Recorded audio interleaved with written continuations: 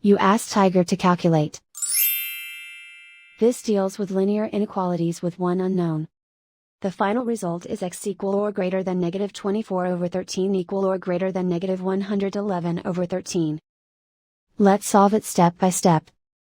Group all constants on the right side of the inequality. Subtract 1 from both sides.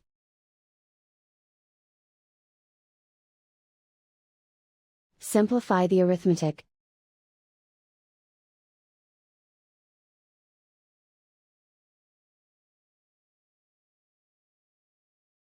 Isolate the x. Divide both sides by negative 13. Whenever you multiply or divide by a negative, reverse the inequality sign.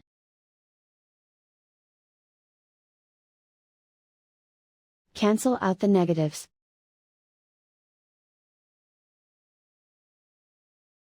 Simplify the fraction.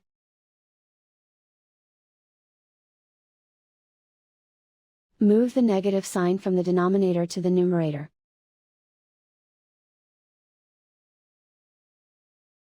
Plot the solution on a coordinate grid.